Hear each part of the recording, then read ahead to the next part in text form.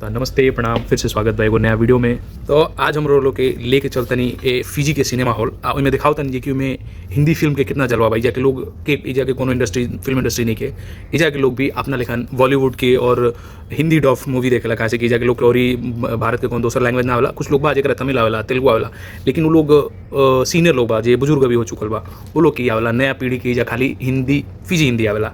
School में बेशक हिंदी पढ़ावल जाला, लेकिन जो बातचीत की शैली बाटे वो फिजी हिंदी बा। लेकिन ये लोग पूरा हिंदी पूरा समझे ला लो, हिंदी पूरा बोले ला लो। हिंदी में रामचरितमानस पढ़े ला लो, हिंदी में अनेकों ग्रंथ पढ़े ला लो, संस्कृत भी बहुत लोग पढ़े ला। लेकिन जो फिल्म देखे ला लो ये अपना तरह हिंदी मूवी देखे ला लो।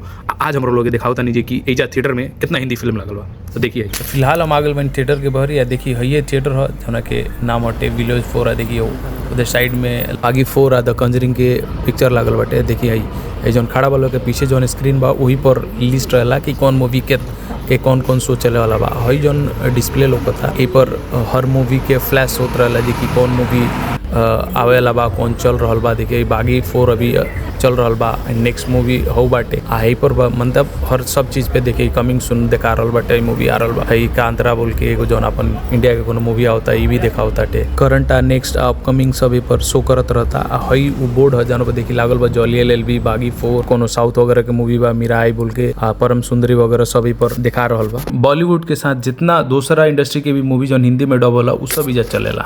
तो ये वीडियो में बस इतना ही। अब मिलल जी कोनो अगला वीडियो में, तब तक खतरा नमस्कार। आगल बनी तो तनी लाइक शेयर सब्सक्राइब भी करके जाई महाराज, फॉलो कर दी, तनी सपोर्ट करी।